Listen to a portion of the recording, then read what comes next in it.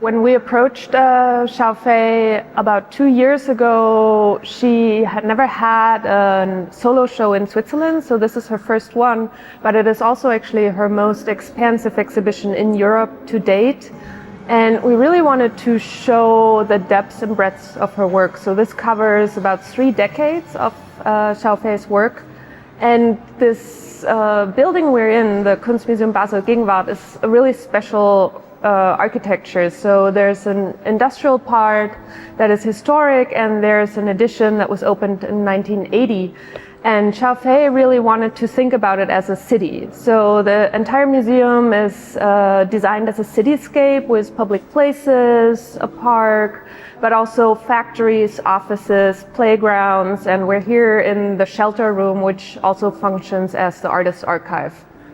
She did a site visit, and on top of working very closely with her and her studio, of course, there is a duo of architects from Beijing, small production, that works very closely with Xiaofei and who were really an important part of thinking of the space as a city. And you will see every room is completely different, and each installation really responds to the video works that it is shown in and really expands the virtual world or the visual worlds that is reflected in the videos into the physical space. So it's absolutely immersive, and every room is different. And also the entire building, you won't see classical wall labels like in a white cube museum space, but really oversized signage and wayfinding that really is more reminiscent of a city or an airport. Each floor is color coded, so it really is a completely transformed experience. There's a number of interactive components. So there is a huge ball pit that you can relax in and actually look overhead and see some of Xiaofei's metaverse videos. And then there's also a badminton field you can play in, and there's also the ways visitors can engage with the works. The seating is different in every room. Here in the Artist Archive, you can sit on the floor, relax, and really start reading about the history of her exhibitions. Xiaofei is really a pioneer of working on the transformation in the digital age and urbanization, technology, automatization.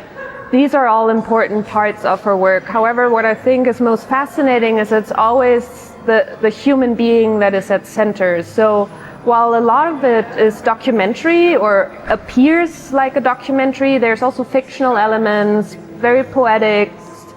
Some of them are also very surreal, and I think that's very special. And the way she reflects on the transformation of our current age and how she looks into the future is not about science fiction or dystopias or utopias, but it's just really a very open curiosity on looking at this change and opening up perspectives on how we live in an ever-changing world. And I think an important part of this world view is that Xiaofei was born in Guangzhou in the Pearl River Delta, which is where a lot of the industrialization of China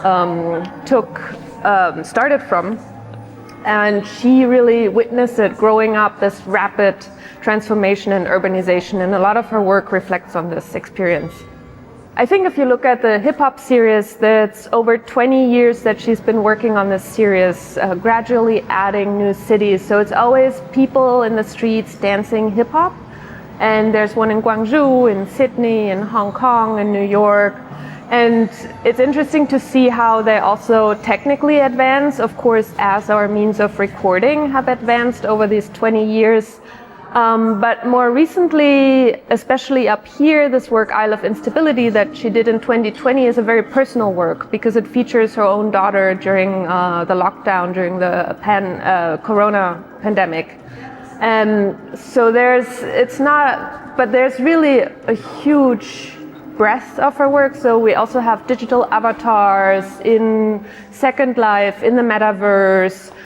She is actually also sort of updated her own avatar. Her first avatar in Second Life was China Tracy, and now she's developed another character, a creature that is called Oz, that looks like an octopus but has all these technical extensions. It's this kind of androgynous personality that lives in the metaverse. So she kind of keeps up, of course, with the technological developments and our ever-changing present.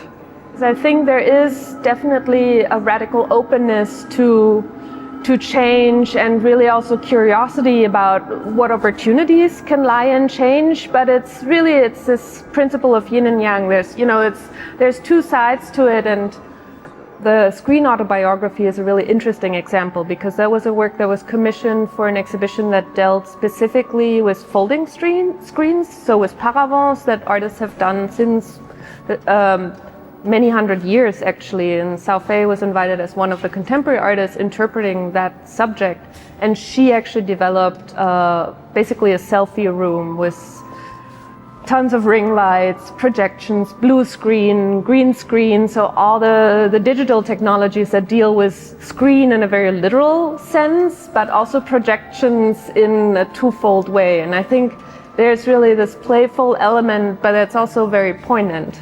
I think it really redefines what a museum can be and what spaces in a museum can be and how you can experience art. And I think there's so many levels to enter into Xiao Fei's work, and it's just an incredibly rich exhibition that I think if you haven't experienced it, you can't imagine what you'll see here.